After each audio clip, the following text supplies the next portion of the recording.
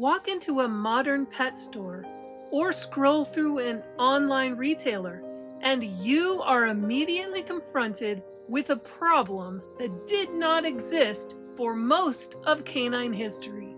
Dry kibble lines the shelves in bright bags, promising completeness and balance.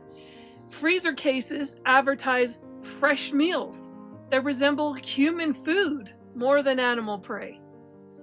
Nearby are air-dried foods, freeze-dried raw nuggets, dehydrated patties, canned stews, gently cooked subscriptions, and an entire category of raw options that range from ground blends to whole prey animals. Every one of these foods claims to be backed by science, veterinary approval, or evolutionary logic. For the dog owner who genuinely wants to do the right thing, this dog food landscape is completely overwhelming. The sheer number of options creates the impression that canine nutrition is impossibly complex, as though feeding a dog now requires a degree in biochemistry or blind trust in marketing language. The purpose of this video is to simplify the chaos by examining each major category of dog food through the lens of canine biology rather than marketing claims. The confusion will begin to dissolve, and patterns will emerge for you. Some foods clearly align with carnivorous design, while others exist primarily as compromises. And still others persist despite working directly against a dog's physiology. Once that framework is established, the modern dog food maze stops feeling like an unsolvable puzzle. And then it becomes a spectrum with clarity replacing confusion. An informed choice can now replace guesswork. Hello, fellow packmates. This is Jennifer Steckel from the Direwolf Project, where science meets the Ice Age. We're the only breeding program in the world recreating the exact bone and body structure of the extinct prehistoric dire wolf. Not for the wild, but for your loving family den, using only domesticated dog breeds. I've been raising these incredible American Direst dogs for over 20 years, delivering 73 litters and over 400 loyal pups to the world. You want to track upcoming litters or see which puppies are ready to join your pack? Join the inner circle at direwolfproject.com. If you love prehistoric pups and pack-centered wisdom, give us a like, hit subscribe, and let's step out of the den together.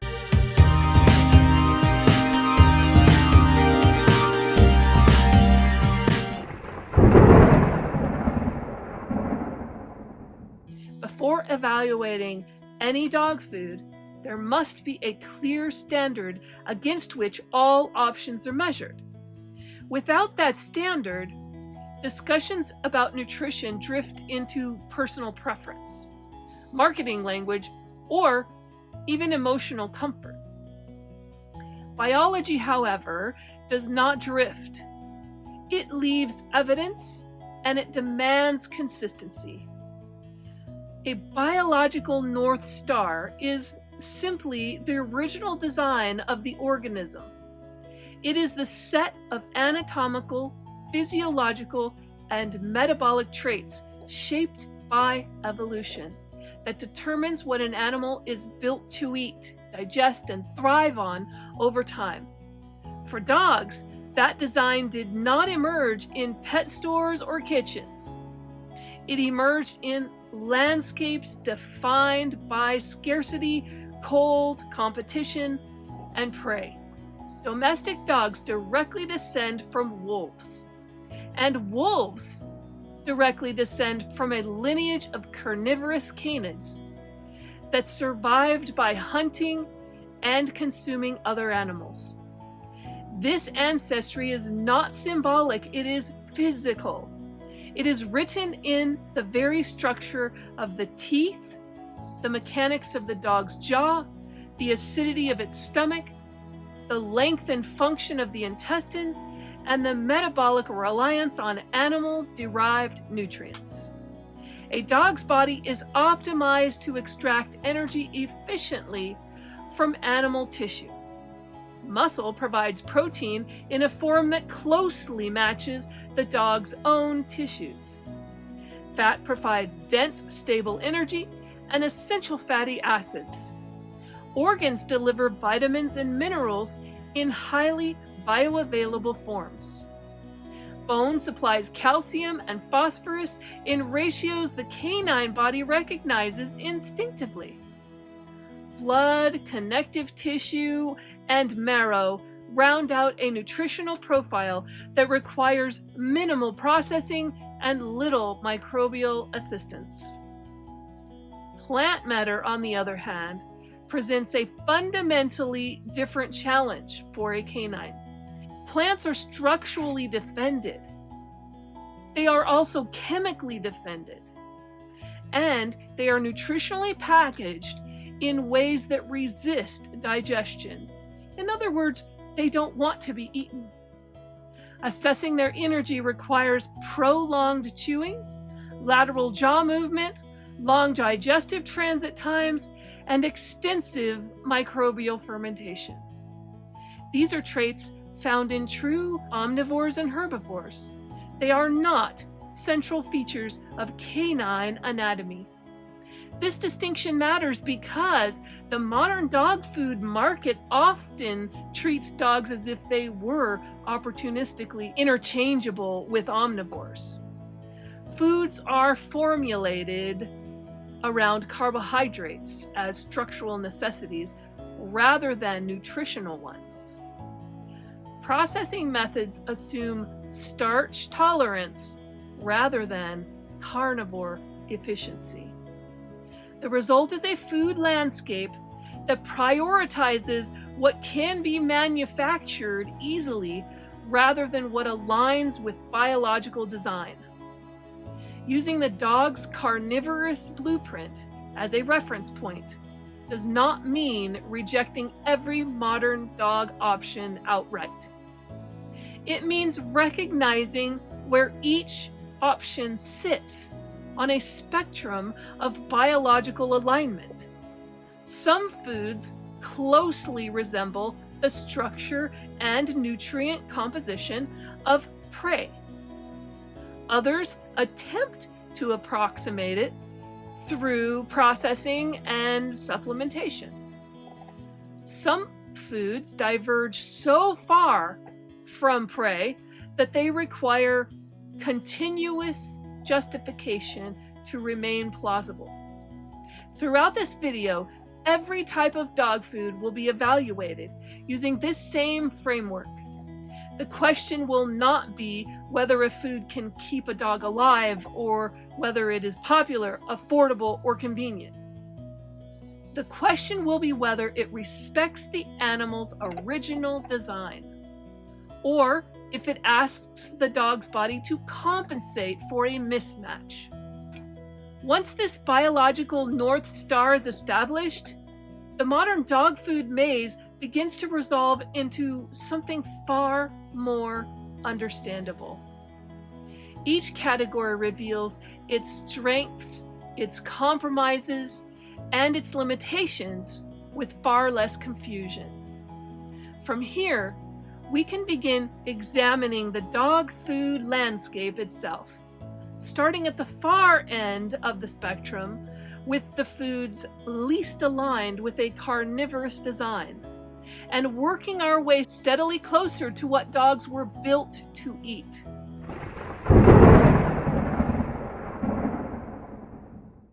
Dry kibble is where most conversations about dog nutrition must begin.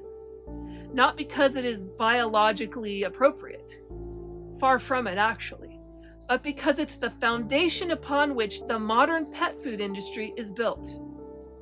It is the default of what most dogs are fed, and it is the reference point against which nearly every other food is marketed as an improvement. So to understand kibble, it is necessary to understand how it exists at all. Dry kibble is an industrial product created through a process called extrusion. Ingredients are finely ground into a uniform slurry, mixed with water, and then forced through an extruder under intense heat and pressure. This process cooks the mixture multiple times, first through steam and mechanical friction, and then again during drying. The result is a shelf-stable pellet that can survive the months or years in a bag without refrigeration. From a manufacturing standpoint, this is a pretty good triumph. But from a biological standpoint, it is a profound departure from what a carnivore is built to eat. One thing to note is that kibble cannot exist without carbohydrates. Starch is not included because dogs require it nutritionally. It's actually included because starch is necessary to bind the kibble ingredients together and create a dry, crunchy structure. In other words, without starch, there is no kibble. This single constraint dictates the entire formulation process, regardless of whether it aligns with canine physiology. The repeated exposure to high heat during extrusion damages fragile nutrients, including amino acids, enzymes, and certain vitamins. To compensate for this, kibble is fortified after processing with synthetic nutrients sprayed onto the surface of the pellets. This is why kibble labels often boast that the food is complete and balanced, despite the fact that many of the original nutrients were destroyed during production and replaced in an artificial form. Supporters of kibble often point to convenience as its primary strength, and they are not wrong. Kibble is easy to store, easy to portion, inexpensive to ship, and simple to feed. Kibble does not require freezer space or thawing, and owners do not have to contend with raw meat, bone, or blood. These qualities make it attractive to humans, which explains its dominance far more clearly than any biological argument. However, when examined through the lens of canine anatomy and digestion, the limitations of kibble become difficult to ignore. Dogs have short, acidic digestive tracts optimized for rapidly breaking down animal protein and fat. Kibble, by contrast, relies heavily on carbohydrates that require longer digestive transit and greater enzymatic processing. The dog's body is forced to adapt continuously to a food that is structurally mismatched to its design. Over time, this mismatch manifests in predictable ways: chronic inflammation, metabolic strain, and dental disease masked by mechanical abrasion rather than true oral health. Oftentimes, reliance is on lifelong supplementation and veterinary intervention become normalized. These outcomes are frequently framed as inevitable aspects of aging, rather than as signals of a diet that never truly fit the animal it was meant to. The key with kibble is this: it was not designed around what dogs evolved to eat. Instead, it was designed around what could be manufactured cheaply, stored easily, and sold at scale. Nutritional adequacy is achieved through artificial formulation and fortification, not through natural alignment with a carnivorous diet. This does not mean that dogs fed kibble are doomed, nor does it imply moral failure on the part of owners who rely on kibble. Many dogs survive on kibble for years.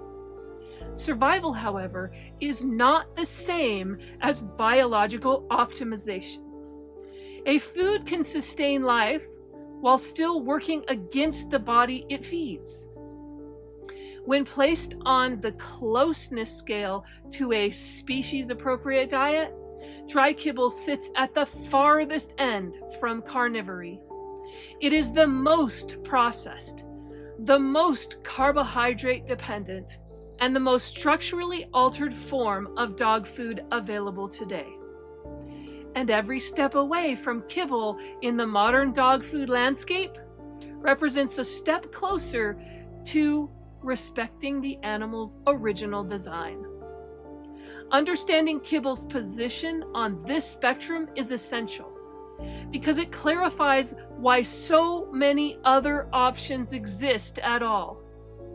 In fact, they exist as attempts, some modest and some substantial, to correct the distance between what kibble is and what a dog was built to eat.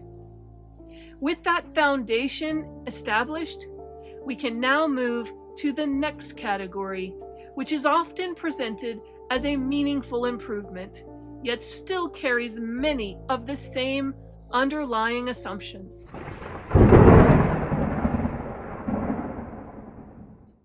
Canned dog food is often introduced as the first step up from kibble. And in many ways, that perception makes sense. The packaging feels more substantial.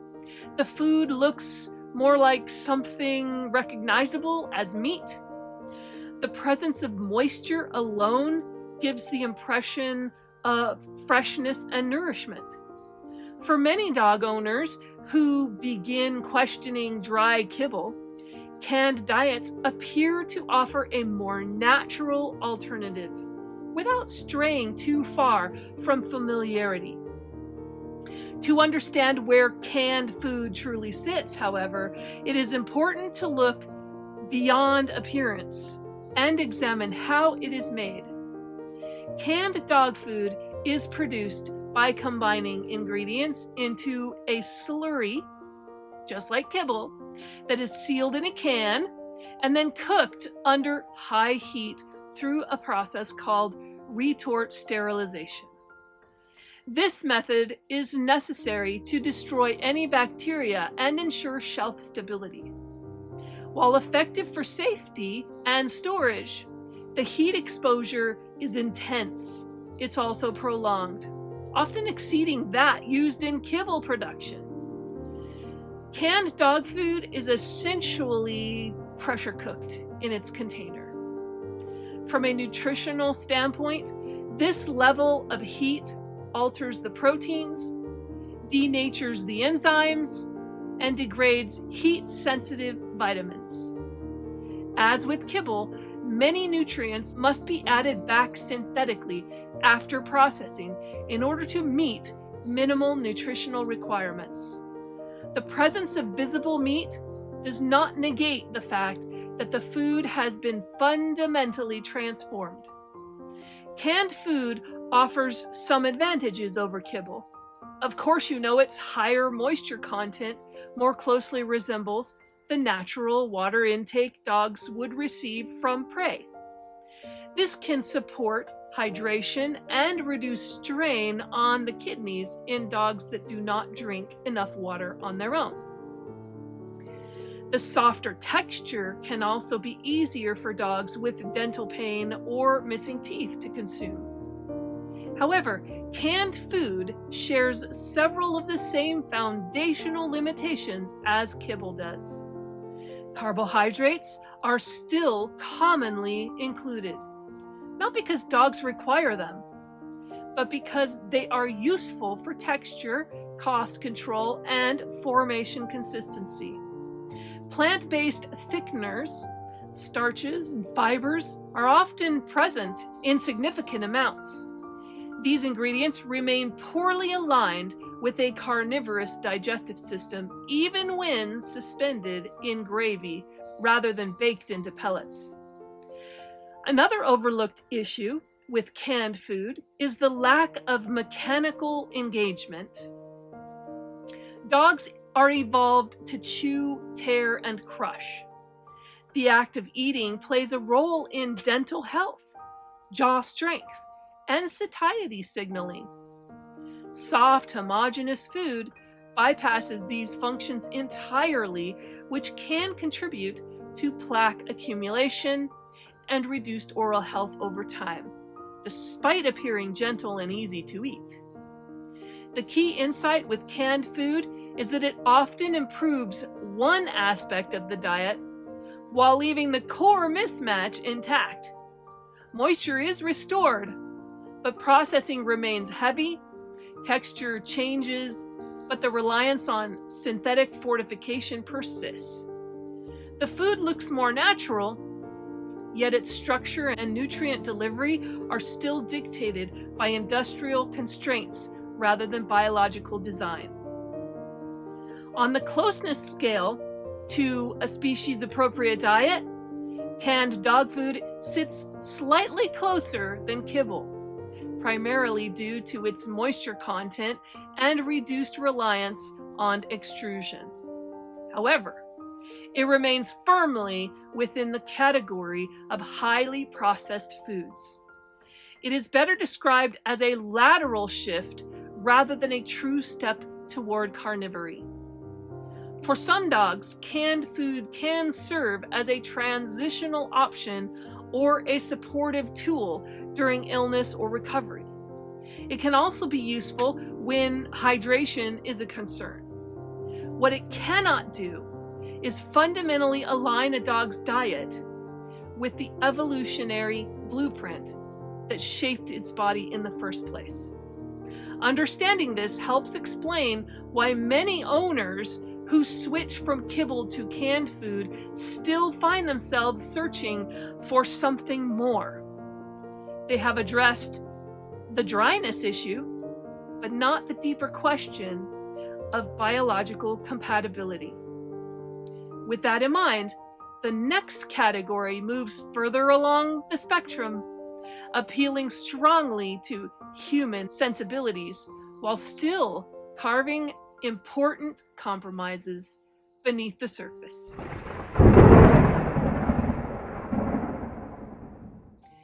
Now we move to fresh dog food. It is one of the fastest growing segments of the modern pet food industry, and it is easy to understand why. The language is reassuring. The imagery is comforting. And these meals arrive chilled or frozen, often packaged in clean trays or pouches, and they look strikingly similar to human food. For many dog owners who have begun to distrust kibble and canned diets, fresh food feels like a responsible, loving choice. But, as with every category we have examined so far, the question is not whether the food looks wholesome. The question is whether it aligns with a dog's biology, remember? Fresh or gently cooked dog food is typically made by combining animal proteins with varying amounts of vegetables, starches, and oils, then cooking the mixture at lower temperatures than kibble or canned food. The goal is to reduce microbial risk while still preserving more of the nutrients than high heat processing would allow. The food is then refrigerated or frozen to extend its shelf life. Compared to kibble and canned diets, this approach does reduce some of the most extreme processing damage. Proteins are less altered, fats are less oxidized, and certain vitamins survive more intact. Moisture is present, which better matches a carnivore's natural water intake. Palatability is often excellent, especially for picky dogs or those recovering from illness. These are real improvements, and they should be acknowledged. However, the core structure of most fresh dog food diets still reflects human dietary assumptions rather than canine requirements. Vegetables and starches are frequently included as foundational components, not because dogs need them, but because humans associate balanced meals with visible plant matter. Grains, lentils, potatoes, rice, and various vegetables often are used to bulk up these recipes, manage cost, and meet their calorie targets. Cooking, even when labeled gentle, introduces trade-offs. Heat alters amino acids, damages enzymes, and reduces the bioavailability of certain nutrients, particularly taurine and other heat-sensitive compounds that dogs rely on heavily. As a result, most fresh food diets still depend on synthetic vitamin and mineral premixes to meet nutritional standards. The appearance of whole ingredients does not mean the nutrients are being delivered in their natural form. There is also the issue of fat. Many fresh diets are comparatively low in animal fat and higher in carbohydrates than a carnivorous metabolism would naturally select. Saturated fat is a dog's primary fuel source in the wild, yet it is often restricted in fresh food formulations to appeal to human fears around weight gain and cholesterol. The result is a diet that looks hearty, but fuels the dog's body inefficiently. The key insight with fresh dog food is that it represents a philosophical shift more than a biological one. It moves away from pellets and cans and toward recognizable ingredients, but it still frames canine nutrition through a human lens. The food is cooked for safety, formulated for regularity compliance, and balanced through supplementation rather than anatomical necessity. On the closeness scale to a species-appropriate diet, fresh and gently cooked foods land in the middle. They are a meaningful improvement over kibble and canned food, especially in terms of moisture and ingredient transparency. However, they remain compromised by cooking, carbohydrate inclusion, and reliance on synthetic nutrients. For dogs with specific medical needs, compromised immunity, or owners who are not comfortable handling raw food, fresh diets can serve as transitional bridge. They can reduce the burden of ultra-processing while improving palatability and hydration. What they cannot do, however, is replicate the nutritional simplicity and efficiency of animal tissue consumed in its natural state. Fresh food feels like a return to nature, but in truth, it is still carefully curated, human-designed nourishment. The closer we move toward removing processing rather than refining it, the closer we move toward the biological North Star we outlined earlier. That brings us to the next category, where preservation replaces cooking and raw nutrition begins to take a clearer shape.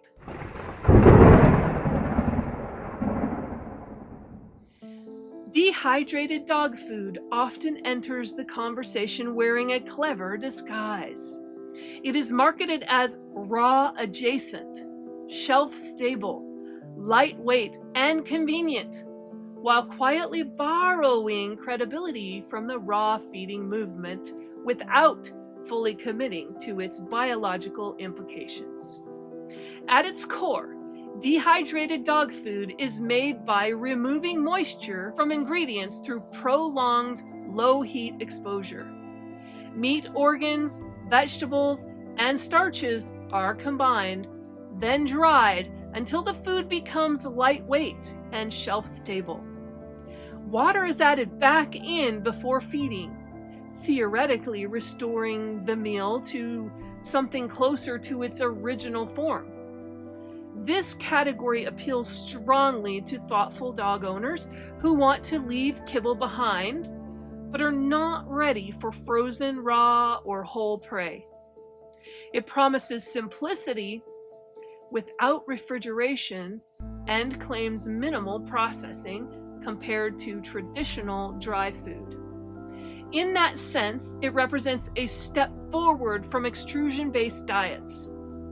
However, dehydration is still a form of cooking, and time matters just as much as temperature. Prolonged low heat denatures proteins, alters fat, and degrades heat-sensitive nutrients. Enzymes are destroyed, taurine levels are reduced, certain amino acids become less bioavailable. The food may not look burned, but biologically it has been fundamentally altered. Another issue lies in formulation. Most dehydrated diets rely heavily on plant ingredients to create structure, reduce cost, and meet calorie requirements. Legumes, grains, potatoes, and vegetables are common, often comprising a substantial portion of the recipe.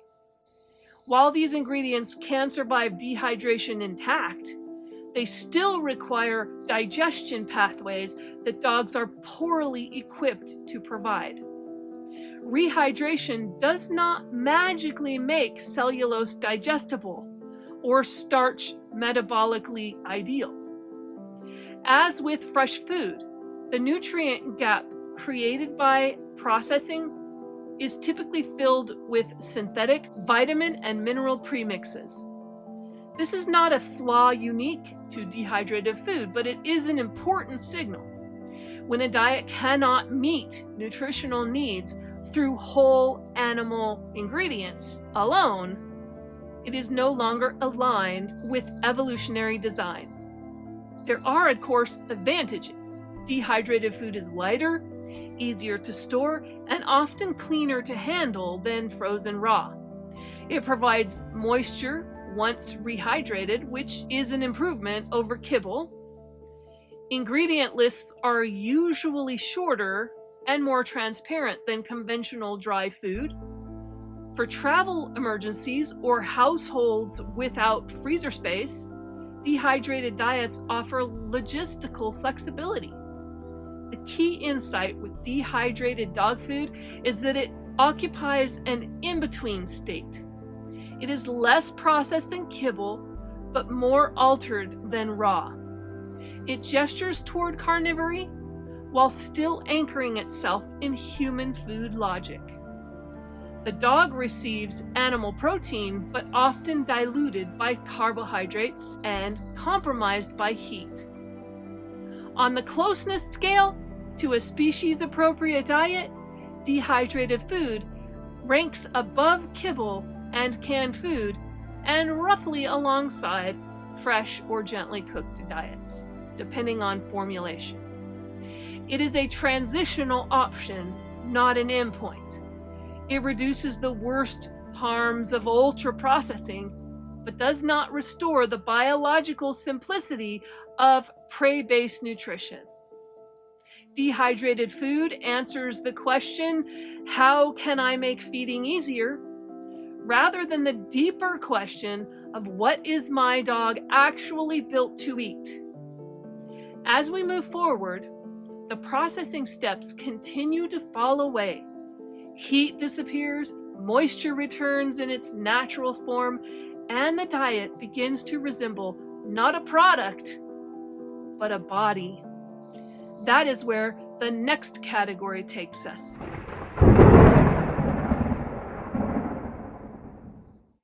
Air-dried dog food sits in a very specific place in the modern dog food world, and it is there on purpose. It is marketed as the elegant middle ground for people who feel uneasy about kibble, who are curious about raw, but who still want something shelf-stable that pours neatly into a bowl without thawing, cutting, or freezer space. And compared to kibble, air-dried food really can be a meaningful upgrade. But the only way to understand why is to separate what it is from what it claims to be. At its core, it's usually made from ground meat and organs, and sometimes ground bones are blended in to uniform the mixture and form it into small pieces. Then the food is dried slowly at low temperatures until enough moisture is removed to make it shelf stable. This is the important distinction. Air dried is not extruded like kibble, and it is not flash cooked the way many fresh foods are. But it is also not truly raw. Heat is still involved, which means biological changes still occur, even if they occur more gently than they do in kibble manufacturing. Now, here is where air-dried food earns its reputation. Compared to kibble, many air-dried formulas are far higher in animal ingredients, and they often contain fewer cheap fillers and fewer industrial additives. The drying process is also less destructive than high heat extrusion. So you typically preserve more nutrient integrity than you would in a fully cooked dry pellet. And from a practical standpoint, air-dried food is ridiculously convenient.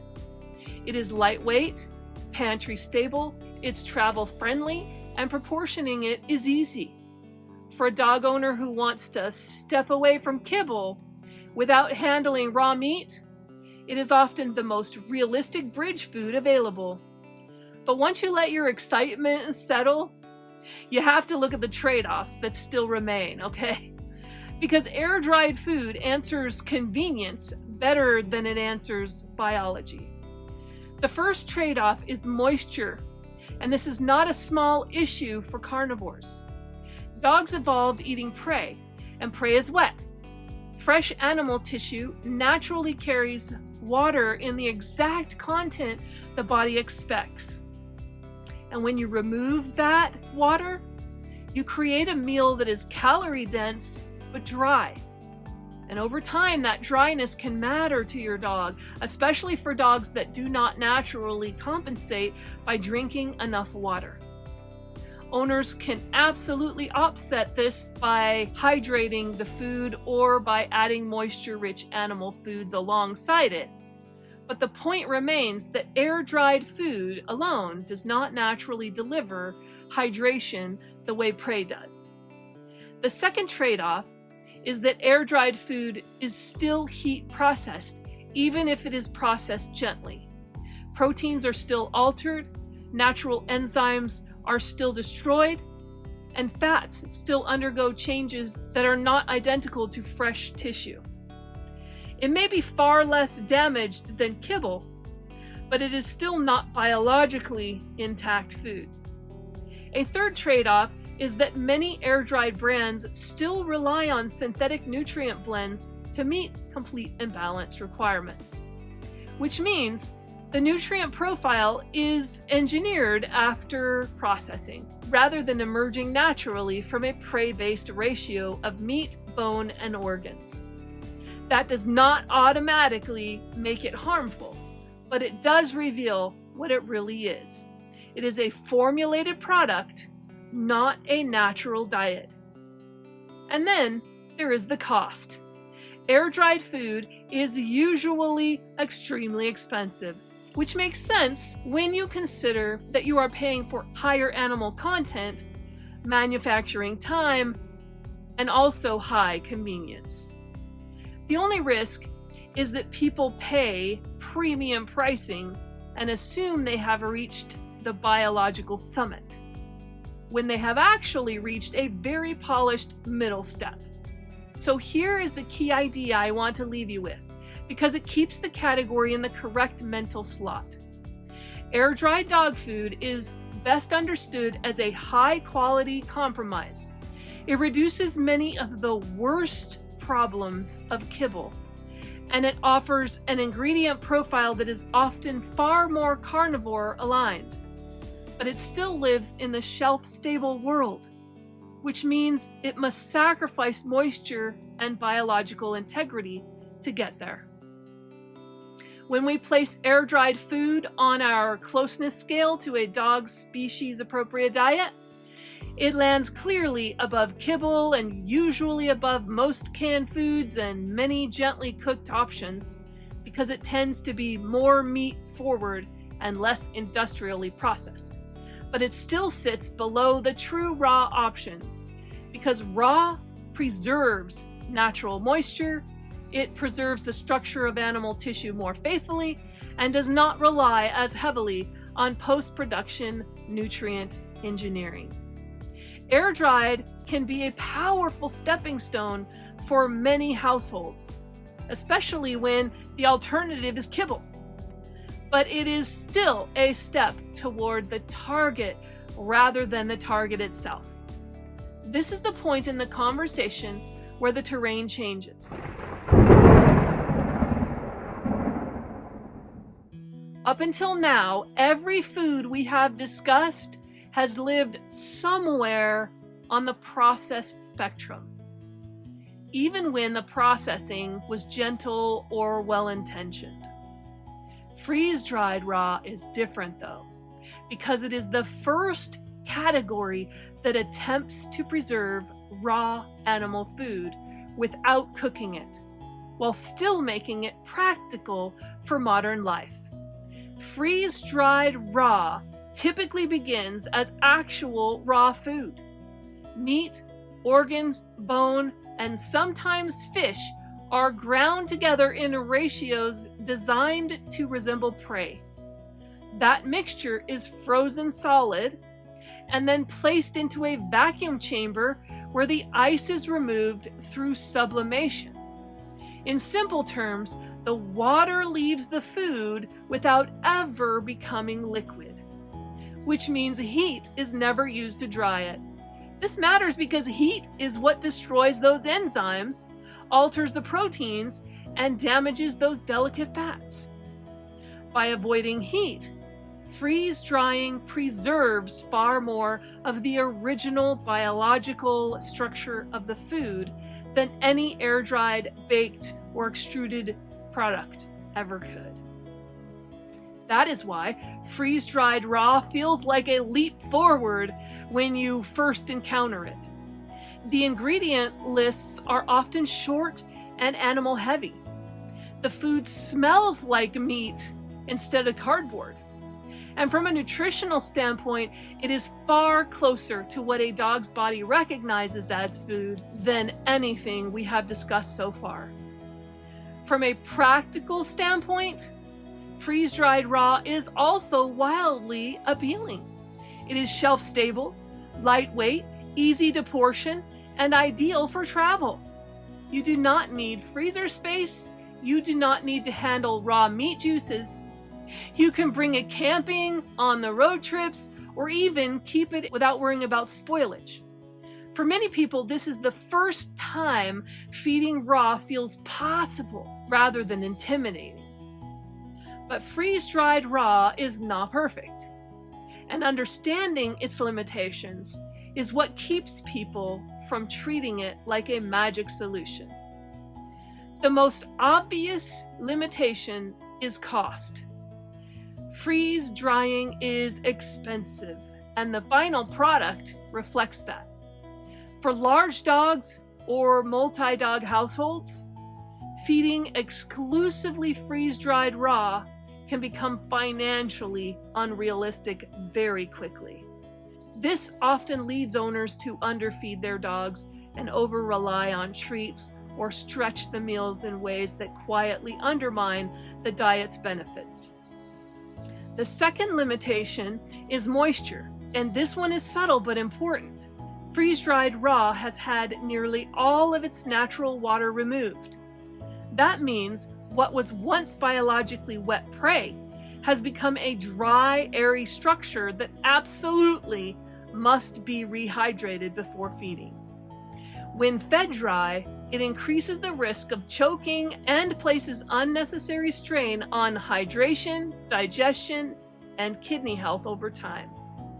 Many people skip rehydration because it feels inconvenient, or because the bag does not emphasize it strongly enough.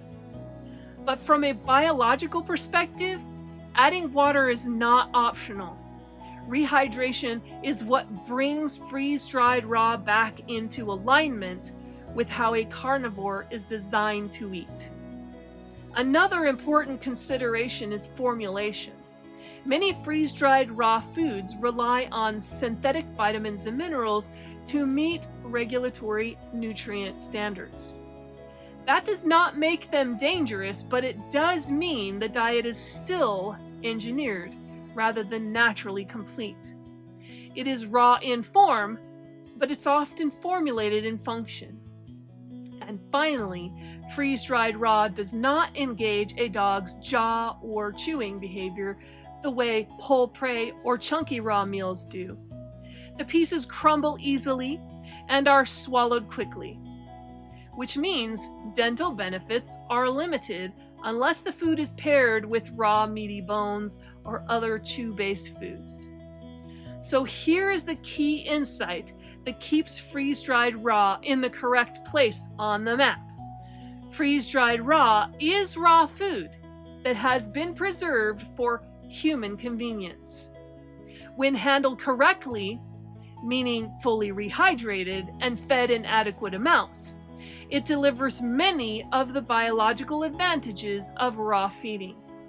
But it is still a compromise between nature and modern life. When we place freeze-dried raw on the species-appropriate diet scale, it ranks very high. It is far closer to a dog's evolutionary diet than kibble, canned food, fresh meals, dehydrated foods, or air-dried products. In many cases, it can support excellent health and vitality, especially when paired with fresh raw components like organs, eggs, or meaty bones. However, it still sits just below fresh raw and whole prey diets, because true raw feeding preserves natural moisture, natural texture, and natural feeding behaviors without needing reconstruction. Freeze-dried raw is not the end of the journey, but for many people, it is the first time they truly step fully into the raw world without fear. And when used thoughtfully, it can be a powerful ally in moving a dog closer to the diet their body actually recognizes.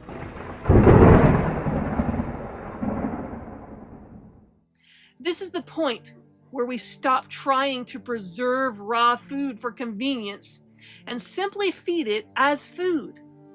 Frozen commercial raw looks exactly like what it is: raw meat, raw organs, and raw bone. Sometimes fish ground or chunked, proportioned into patties, chubs, or bricks, and it's kept frozen until feeding. There is no baking, no extrusion, no air drying, and no attempt to turn animal tissue into something shelf-stable. The raw food is frozen for one reason only: to slow spoilage.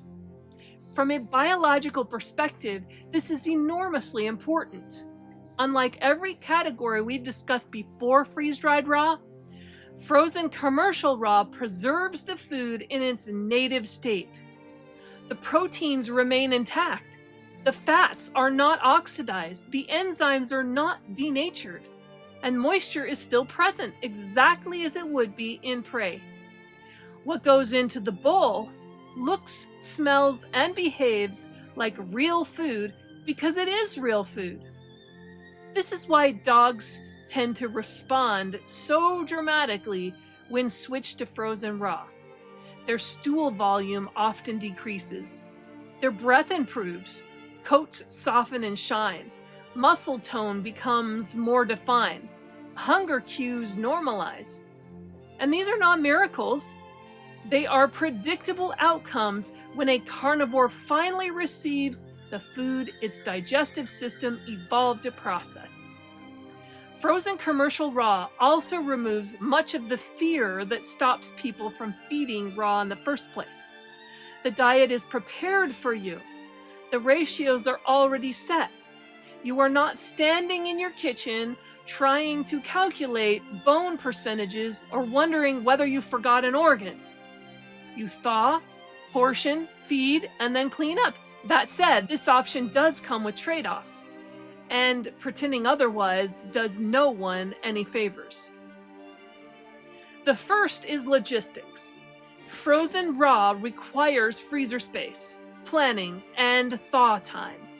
You cannot forget to take dinner out of the freezer at noon and still expect feeding to go smoothly at 6.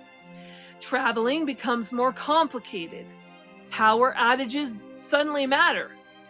The second is handling. This is raw meat, after all, and that means basic food hygiene matters. Your hands need to be washed, bowls need to be cleaned, surfaces need to be wiped. This is not dangerous or extreme, but it does require a mindset shift for people who have been conditioned to believe that meat only belongs behind factory walls. Another important distinction is formulation quality. Not all frozen commercial raw foods are created equal. Some products are beautifully balanced using whole animal parts, but others lean heavily on synthetic supplementation or rely too much on ground muscle meat with minimal organ diversity. Frozen does not automatically mean ideal. Ingredient quality and formulation still matter. And finally, most frozen commercial raw is ground. While that makes feeding easier for you, it does not reduce some of the dental and behavioral benefits that come from chewing. Dogs evolved to tear, crunch, and work through food. Ground raw feeds the biology, but it does not fully engage the jaw unless it's paired with raw meaty bones or larger chunks.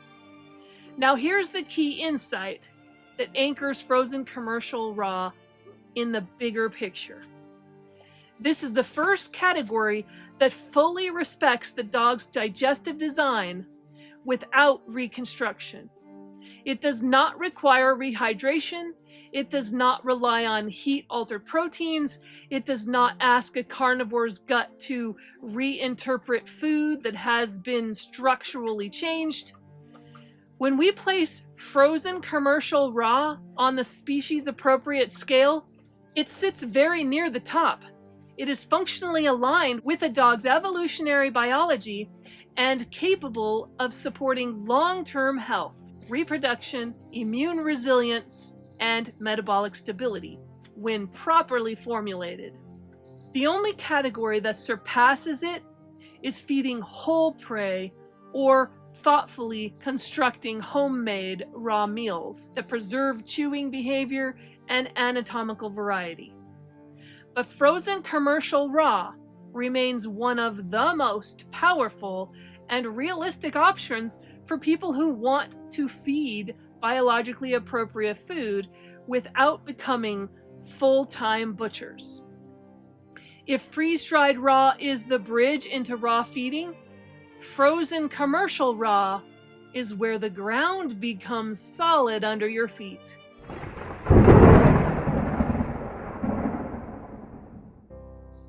Homemade raw sits right at the crossroads of biological truth and real-life practicality. It respects what a dog is built to eat, but it also acknowledges that we live in a modern world with budgets, busy schedules, limited freezer space, and a whole range of comfort levels when it comes to handling raw meat. For many owners, homemade raw is where the idea of species-appropriate nutrition finally becomes something you can actually do. One of the biggest differences is visibility. Homemade raw does not arrive as a mystery blend in a bag with marketing promises attached. You can see the ingredients clearly. You can identify the muscle meat, the edible bone and organs, and you can learn what each one contributes. That matters because it moves you out of blind trust and into understanding, which is the foundation of feeding a carnivore well.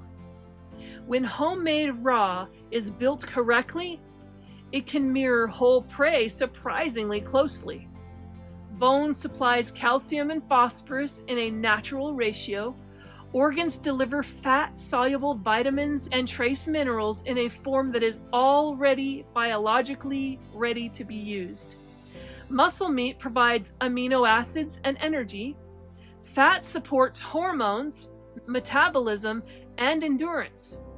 When those pieces are present in the right proportions, the nutrients are from the food itself, instead of being manufactured and sprayed on after the fact. This is also the point where responsibility becomes unavoidable. Homemade raw does not come with a label that guarantees complete and balanced. So you cannot rely on a company to get it right for you. That does not mean homemade raw is risky by nature, but it does mean you have to learn what balance actually looks like over time. A dog can eat an imperfect meal today and be fine. Yet, if the pattern stays off for months, you will eventually see the consequences.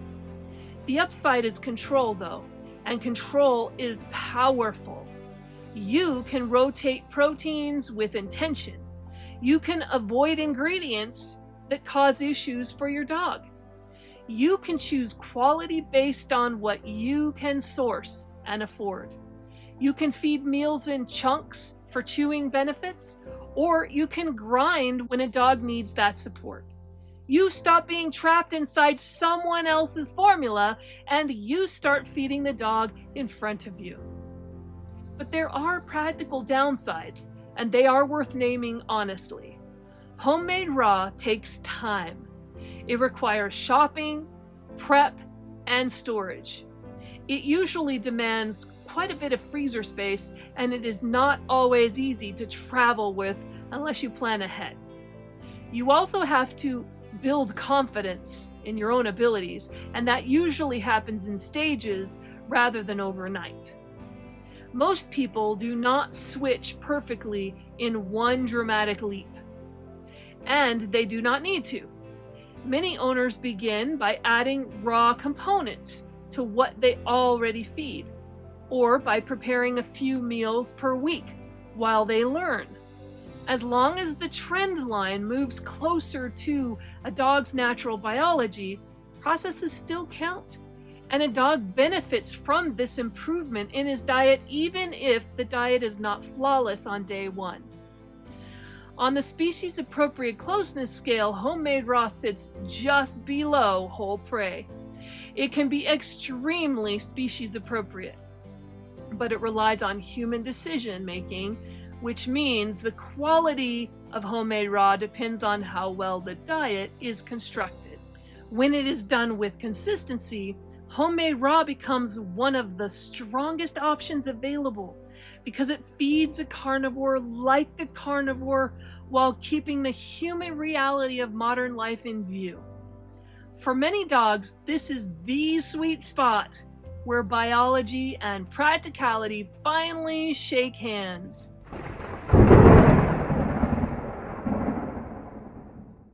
Whole prey represents the most biologically direct way to feed a dog because it mirrors the form in which carnivores evolved to consume food in the first place. Rather than being assembled, balanced, or corrected by human hands, the nutritional profile exists naturally within the animal itself. Muscle, bone, organs, blood, connective tissue, skin, and fur or feathers all arrive together, carrying nutrients in the ratios that sustained predators long before diet formulations or nutritional guidelines existed. When a dog eats whole prey, multiple systems engage simultaneously in ways no processed food can replicate. Chewing becomes mechanical work. Bone resistance challenges the jaw and neck, while tearing motions activate muscles rarely used when eating ground food. Digestion begins with physical breakdown, followed by biochemical processing that matches the dog's evolutionary design. Nutrients enter the body as intact tissues, not as isolated inputs, and absorption occurs in a sequence the canine digestive tract recognizes immediately. This is why whole prey does not require supplementation to be complete. Calcium and phosphorus arrive bound within the bones. Taurine is present in heart and muscle tissue. Fat-soluble vitamins are carried naturally in the organs. Trace minerals exist in blood and connective tissue. Even the small amount of indigestible material provided by fur or feathers contributes to gut motility without damaging fermentation or fiber digestion. The balance is not engineered. It is inherent. And yet, this is also the point where many people feel their stomach churn. Whole prey is difficult because, well, it looks like what it is, an animal. Heads, eyes, feathers, fur, and blood remind us that this food was once alive. For people raised far from hunting, farming, or food processing, well, that visual reality can feel emotionally difficult. This reaction is human, but it is also cultural. Dogs did not evolve eating abstractions, okay? They evolved eating bodies of meat. And their anatomy reflects that truth with absolute consistency. There are also practical considerations that deserve honesty rather than romanticism. Feeding whole prey requires freezer space, okay? Reliable sourcing and the willingness to handle intact animals. Cost can be a limiting factor depending on availability, especially for larger dogs that require substantial prey items. For many households, whole prey is not realistic as the sole diet, even if it remains biologically ideal. Some dogs also need time to understand what they are being asked to eat. Animals raised exclusively on ground or processed food may initially appear confused by intact prey. In these cases, opening the carcass or starting with smaller prey can help bridge that gap. This learning curve is not a flaw in the dog. It is simply unfamiliarity created by modern feeding practices. Despite these challenges, though, whole prey offers benefits that no other feeding method fully reproduces. Chewing intact animals cleans the teeth through abrasion rather than scraping. Jaw strength and coordination improve naturally. Mental engagement increases considerably because feeding becomes an act rather than an event. Many dogs show greater satisfaction after meals, not because they consumed more calories, but because their predatory instincts were allowed expression. On the scale of species-appropriate diet nutrition, whole prey sits at the very top. Not because it is extreme or purist, but because it requires the least correction. It asks the dog's body to function exactly as it was designed to function, without reinterpretation or compromise.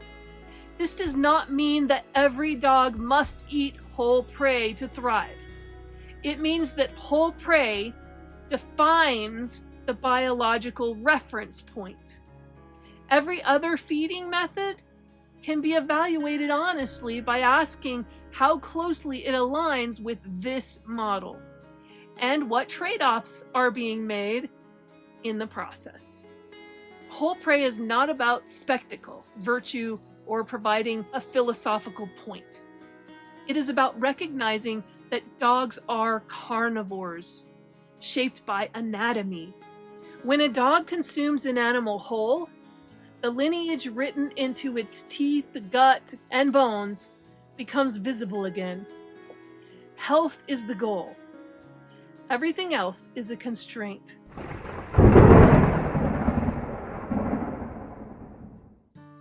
At this point in the discussion, it is important to be clear. not all dog foods carry the same health risk. And not all options support the same lifespan, metabolic stability, or disease resistance over time. Some diets simply place a heavier burden on the body than others, and that burden compounds quietly across the years. Convenience, budget, and storage limitations are all real constraints. But biology is real too, and a dog's body does not negotiate with marketing claims. The most important question to ask is not what is easiest, or even what fits my lifestyle best. The most important question is this: how close does this food come to what a dog's body is actually built to thrive on, and how much risk does it carry as the years pass? Once that question is answered honestly, the rest becomes a matter of trade-offs rather than confusion. Let's talk about the ends of the spectrum first, because clarity lives at the edges. At one end sits dry kibble, which dominates the market because it is inexpensive to manufacture, easy to store, and effortless to serve.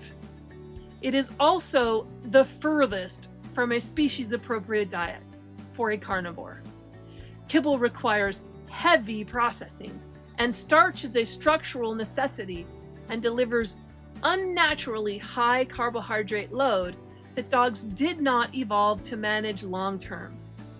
This does not mean every dog eating kibble becomes sick tomorrow, but it does mean the metabolic strain accumulates over time.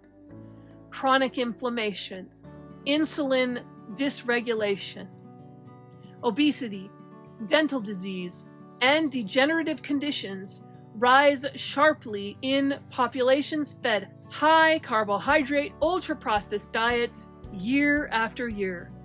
Kibble is the most convenient option, but it also carries the highest long-term health risk. At the opposite end sits whole prey and well-constructed raw diets, which align most closely with canine biology.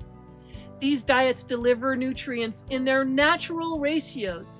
They preserve moisture, minimize glycemic load, and support organ systems rather than stressing them.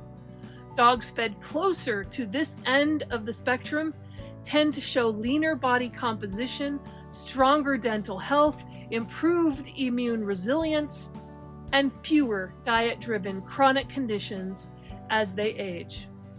The trade-off is obvious though. These diets demand more planning, more sourcing, more freezer space, and often more upfront cost. Between these two ends is where most families live, and that is not a failure. It is reality, folks.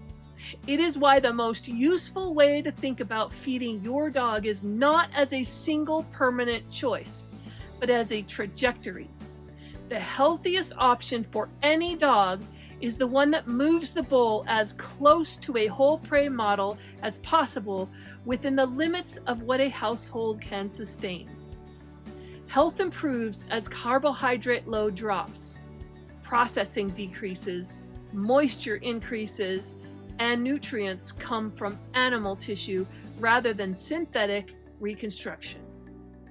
Now let's talk about price for a second. It deserves to be acknowledged honestly. Ultra-processed kibble is the least expensive option at the register, but it often becomes the most expensive over a dog's lifetime through veterinary care, medications, and chronic disease management. Freeze-dried and air-dried foods sit at the highest price point per pound because of the processing costs. Yet they often allow owners to reduce quantity fed and avoid downstream health expenses. Frozen raw and homemade raw frequently fall in the middle when sourced wisely, especially for large dogs, because raw ingredients can be purchased in bulk and formulated without paying for branding and packaging. There is no single right answer that fits every family, but there is a consistent pattern. As diets move closer to whole prey in structure and composition, health outcomes improve and disease risk decreases. As diets move further away into heavily processed starch-dependent forms, the opposite occurs. This means you do not have to choose perfection to choose progress. You might feed frozen raw most days and use air-dried when traveling. You might start by replacing a portion of kibble with raw or freeze-dried. You might shift slowly over months as budget allows. Each step towards species-appropriate nutrition reduces metabolic stress and supports long-term vitality. The dog's body responds to direction, not dogma. What matters most is that decisions are made with clear eyes. Dry kibble is convenient, but it is not biologically neutral. Raw feeding is healthier, but it requires commitment. Somewhere between those truths is the best choice for your dog today, and that choice can evolve over time. The closer you can come to feeding a dog like the carnivore it is, the more you stack the odds in favor of a longer, healthier life. That is not marketing, my friends. That is physiology. And once you understand it, the noise fades and the path forward becomes much easier to see. Want to meet more of our amazing American Direst dogs? This video right here highlights their amazing personalities. Don't miss it.